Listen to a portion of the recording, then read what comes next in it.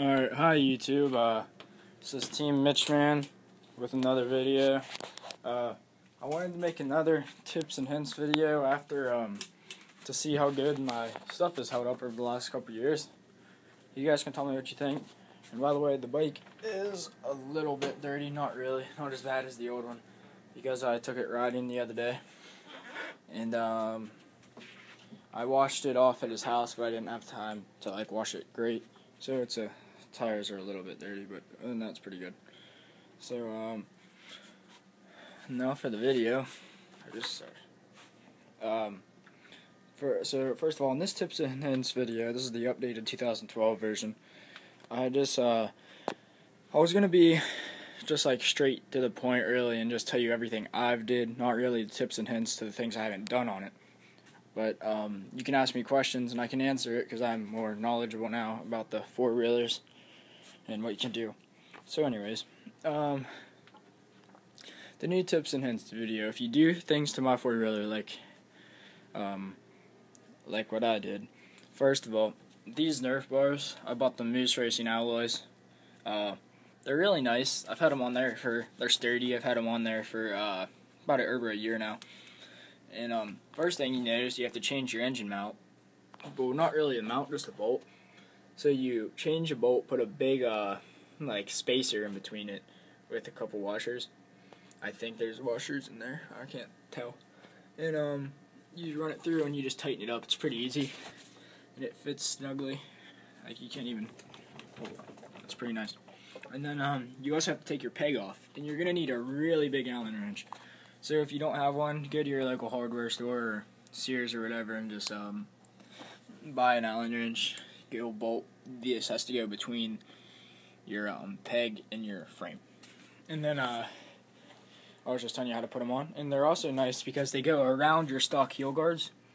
So the aftermarket heel guards, I'm just warning you guys, you might not want to buy these Nerf bars. I don't know how it will work with aftermarket heel guards unless they bolt onto the back. If they bolt onto the front, I don't know how it will work. And then if you also have them, you'll have this space between there if you don't have the stock heel guard, so it's all personal preference really. Second thing, the DG exhaust. If you get it, you're going to have to add another mount to your four-wheeler, but it comes with it, and it's right here. And it's good exhaust. It's kind of a low muffled, it's still loud, but it has that muffle sound. It's pretty nice. And then also, for the tips and hints, the parking brake remover. I got so many questions on it my last video. I'm just gonna go over it with you guys. You can buy many brands. I forget what kind I got, but Tusk makes it. I'll turn on the light real quick. Tusk makes it. A whole bunch of other people make it. Just it's a very nice parking brake remover. So what happens? That's where your parking brake went. That red thing. You take out the two bolts, put that in. See that little, oh, now my hand has chain oil on it, great. That little, metal hook with nothing in it, that's because after that hook, the old wire goes up to, another hook right in there. You can't see it. It's under the plastic. And another hook right, you can see it, right, here.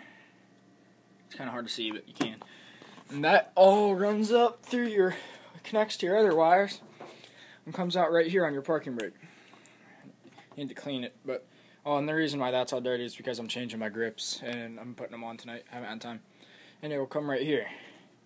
And it's a pain in the butt. So it doesn't work half the time.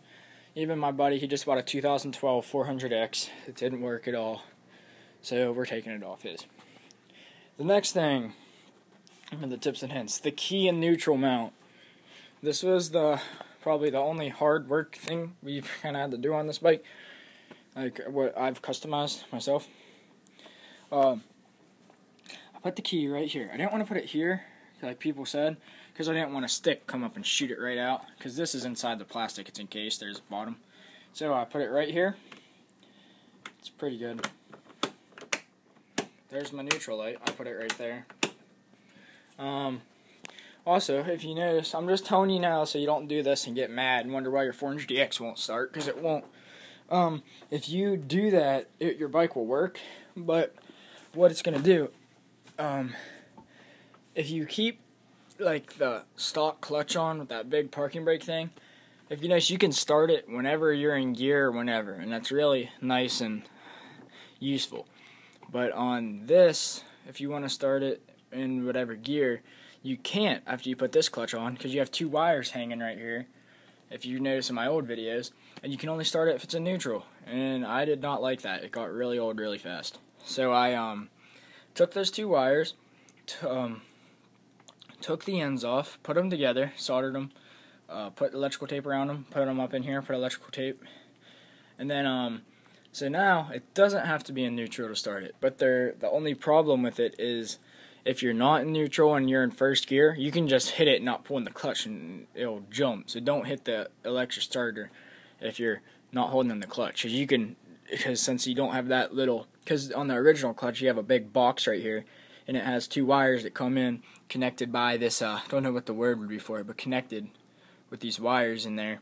So, and when you pull your clutch, it will engage them. So, yeah, pretty much. It's kind of confusing. Cause like when you pull your clutch, it will engage the two wires so you can start it.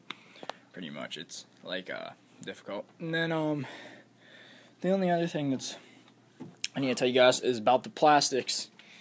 These are the new plastics, like, well, not the new ones now, from 05 to like, I think it's like 07 or 08.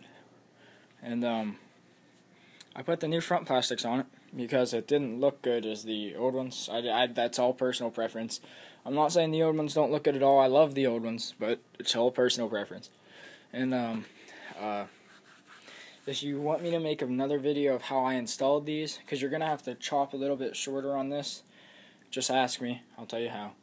And yeah, the new plastics, they bolt on the same way, I think, and the hood just snaps on. It's a little easier. But the light was a pain. Oh man, that's dirty in there. When you put this light on, there's you can tell I just went riding. I haven't had time to wash the insides yet, but I will today. So before the other walk around video. See, I used you can either make a metal mount to hold on this light on the back, or you can just use like zip ties or whatever you want.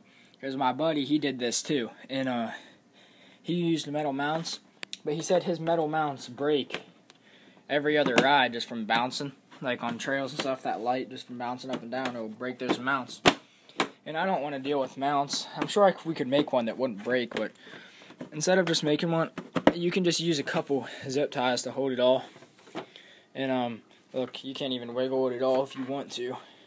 It's been on there for 2 years. And then yeah, and that's about all with the tips and hints, because there's not much more I can show you. But here's the old grips I took off. I didn't like them anymore, so I ripped them off. And here's the new ones I'll be putting on for the next video. So yeah, put them on, make another walk around video. Thanks, YouTube.